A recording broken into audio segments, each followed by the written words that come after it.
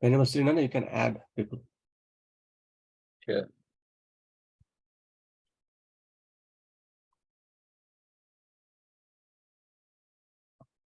Okay, let's begin.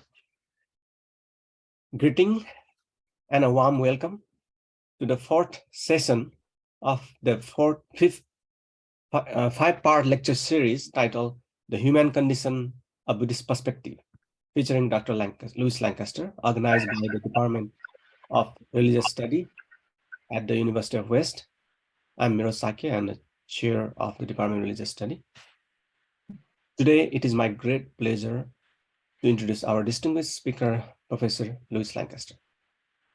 Buddhism sees death as a natural and inevitable transition from one state of existence to another, determined by karma.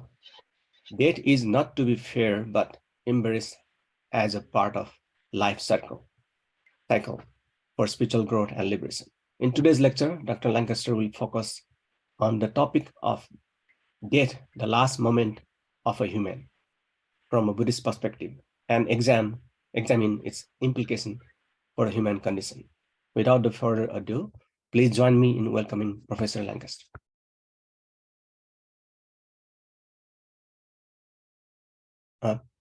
Can you unmute?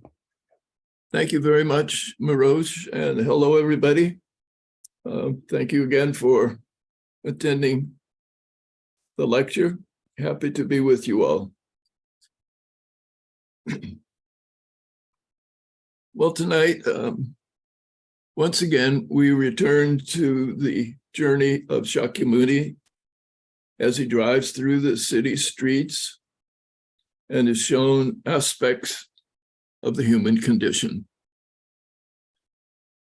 The message of the third trip is delivered when the young man spots a corpse and wonders about it. He is told about death and absorbs the information that this lifeless body before him is similar to his own future, though he now be young and vibrant. He despairs and is utterly disgusted to hear that his own body will give way to impermanence and death. The prince had received one blow after another on his trips. The first two messengers of illness and old age were bad enough. But now to be told that death is the fate of all who are born tests him to his limit. I know that these lectures on the human condition have been challenging in that the topics are often seen as depressing, and we try to avoid thinking of them. So we, like the young Shakyamuni, I think, feel puzzled and have a sense of betrayal when confronting death. Woody Allen famously said, "I'm not afraid of death, I just don't want to be there when it happens." And for years, I repeated that phrase and agreed wholeheartedly with it. But the messenger of death came to visit me. I was not expecting it. Traveling with a good friend on a flight from Australia, I was unprepared when he had a heart attack while we were in the air. The flight stewards were trying to give him aid. He smiled at them, thanked them for their concern. Then, as if a switch had turned off, his head bowed down and he died in their arms.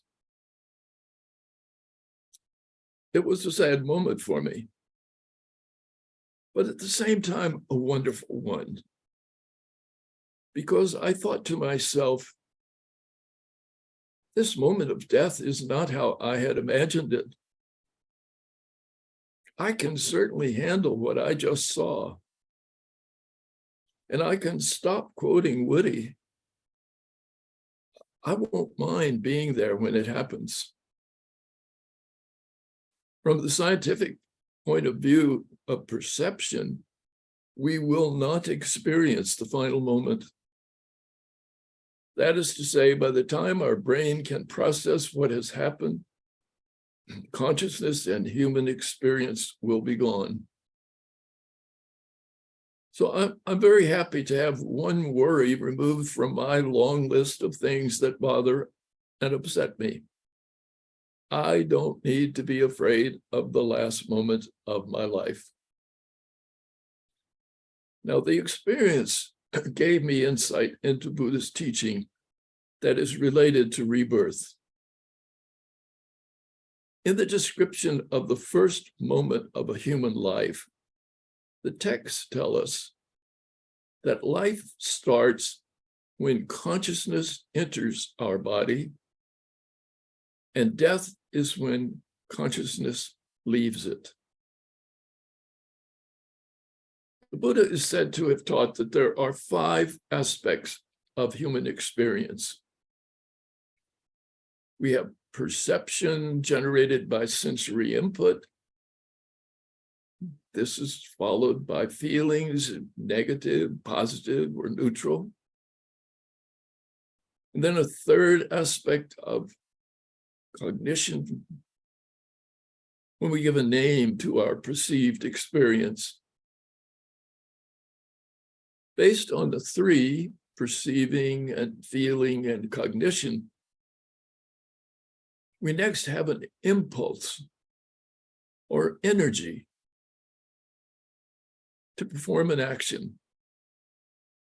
And so these aspects of experience culminate in consciousness, awareness, knowing. Now, of the 5 aspects of human experience, it is consciousness that is seen by the Buddhists to be the agent for rebirth. At the moment when the sperm enters the egg and conception occurs, at that moment, consciousness is thought to be joined with the other 4 aspects of human experience.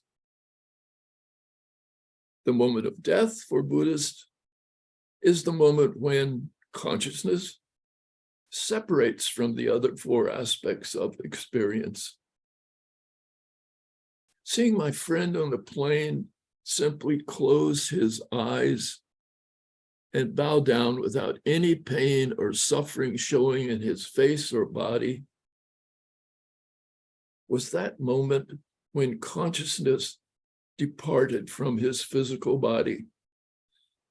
I can now see why, when the Buddhists observing the death event interpreted it as the departure of consciousness.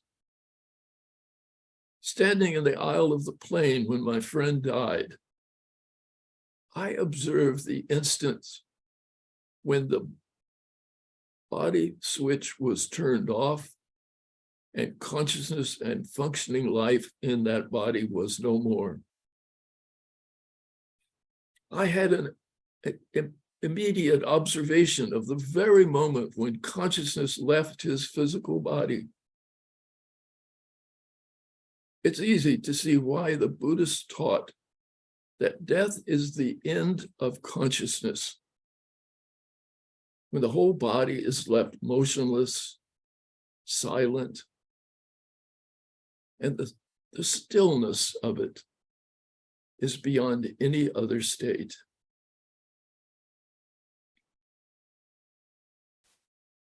After my father died, I had the opportunity to talk to the doctor who had been with him at his death. The young doctor said that it had been a memorable experience because even though all the vital signs had disappeared from the monitors and he could not detect a pulse, my father still spoke to him and said, "It doesn't hurt anymore." The doctor felt that there was just enough air in his lungs for my father to gasp out one final statement. Well, medical science has begun to pay more attention to consciousness in the determination of life and death, rather than relying only on cardiovascular functions. Buddhist observations that consciousness is the best marker for life and death is in line with current research. One can say that the doctor saw the power of consciousness, and my father seemed to have a final function when consciousness had not left his body. From the cardiovascular perspective, he was dead, but the last moment of consciousness was with him, and he spoke. Well, today in medicine, we have many issues with defining when life begins and when it ends. For example, when can organs be removed from a body for transplant? Once the body ceases to function, the success of an organ transplant depends on the speed of removal from the lifeless body. But it's very crucial to have a legal definition of the very moment when death occurs so that lawful surgery to remove vital organs can begin. Now, the loss of body functions does not always mean that resuscitation is impossible. That's why many of us have prepared a document to state our desire not to be resuscitated or have attempts made to do so. So with this permission from an organ donor, transplant surgery can be done at the optimal time without waiting to see if heroic attempts can keep the patient alive. On the day my wife died, I heard the hospice nurse on the phone say, "She is actively dying." I sat with her for some hours as the process was taking place. Finally, I decided I had to have a short break and took a walk around the block. When I came back 15 minutes later, she was gone. I was really chagrined that my walk had taken me from her side at just the crucial moment. The nurse comforted me by saying, "She just couldn't let herself go when you were holding her hand. She needed to have you out of the room so she could leave." Well, she had suffered so much pain for many days that my tears were partly in relief that her consciousness was gone and she no longer suffered. Life is certainly one of the great mysteries. When we analyze our body, there is no substance that can be found in every living organism that is not also in inanimate objects. Cells in our body are necessary for us to be alive, but they're incapable of surviving without the processes of our physical being. So we have trouble defining the life force. No wonder we have difficulty determining when it is finished. Now, the moment of death may no longer be a big issue for me, but what are the months and weeks that lead up to that moment? We fear that our approach to the time of death will be painful and we will no longer be mentally competent. Beyond that is the question of what happens after the moment of death. Is there some form of continuation? Now, there are examples of questions directed toward the Buddha that he refused to answer. And opponents at times have used his refusal, claiming that it's proof that the Buddha didn't know everything. In other words, why was it so difficult for the tradition to clearly give certain answers? Well, we know from jokes about the legal questioning in a court of law that it's possible to ask a question in such a way that any answer is self-condemnation. Are you still beating your dog? Is a query that traps one, whether we truthfully answer no or yes. So in the Buddhist text, there is a refusal to respond to certain types of questions. Now, if I ask, will I go to heaven or the Pure Land after the moment of death? The question itself can have unintended consequence of giving support to the idea that there is a self that is permanent, long-lasting. Now, the issue is not whether I will go to the Pure Land. It is about the idea of self. What about the self at the moment of bodily death? Is it something that persists across time and place? Even before our wishes for the Pure Land, we need to understand the reality of a self right now, in this moment. How do I exist from one second to the next? Empress Wu of the Tang Dynasty called a highly regarded monk to court and asked him to explain the Buddhist notion of impermanence and ever-changing self. She admitted that it was difficult to accept the idea that there is no permanent self. Over her lifetime, she had experienced herself as an entity that had survived for many years. So how, she asked the monk, could herself be impermanent and momentary? Well, one can only imagine the pressure placed on that monk. How could he, in a few words, teach her about such a complex matter?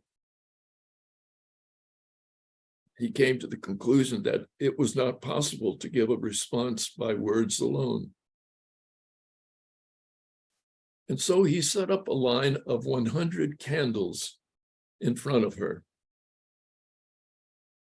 He lit the first candle, used it to light the second one before blowing out the flame on the first one,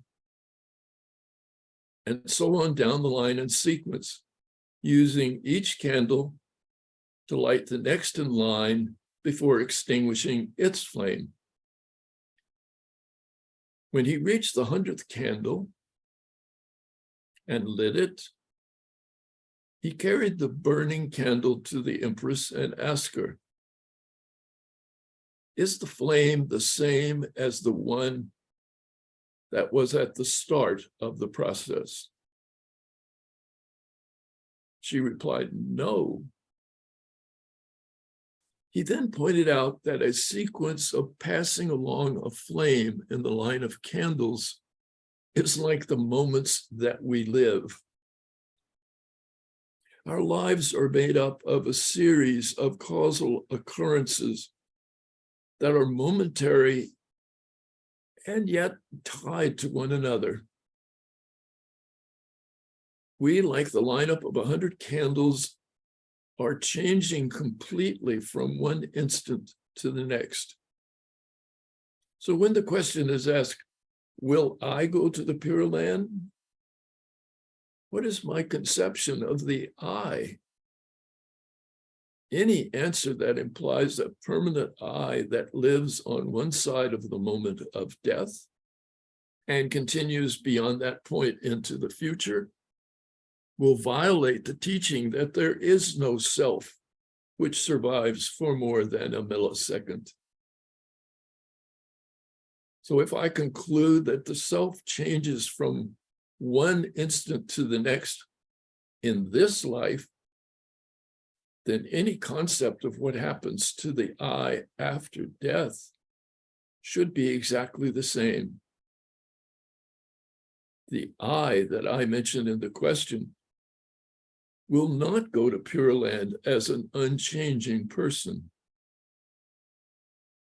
That is why we must always take care in answering questions. And sometimes we should not give a response, as is the case in a courtroom when asked, "Are you still beating your dog?" If the question is flawed, any answer may exhibit the same flaw. Now, in the Perfection of Wisdom Sutra, the Buddha tells Subhuti to teach wisdom to bodhisattvas, that is, those who are trying to achieve full enlightenment. The Buddha was testing Subhuti with regard to his thoughts about the human condition. Subhuti replies, "I don't see anything that can be called a bodhisattva. I can't find anything that can be identified as perfection of wisdom. So how can I teach?" Well, he has passed the test with flying colors. Not even something as magnificent as a bodhisattva or as the highest teachings has an essential essence that is permanent. Everything is momentary. And the change from one instant to the next is total and complete. And this applies to rebirth. The I that is reborn is not identical to the I of the previous life. It is, as the monk told Empress Wu, a sequence of cause and effect. There is no permanent self that survives death, any more than there is a self that has survived unchanged right now as I speak to you in this lecture. So this is a crucial issue in Buddhism.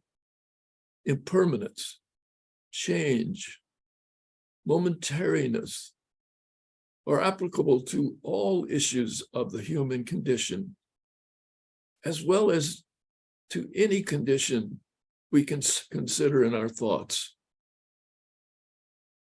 Now, Subhuti then goes on, and he does teach the bodhisattvas who are present. But his teaching is done without being based on the idea of permanence. And it is therefore done with full awareness of the way things are. But it's only after passing this test that Subhuti proceeded with his teaching.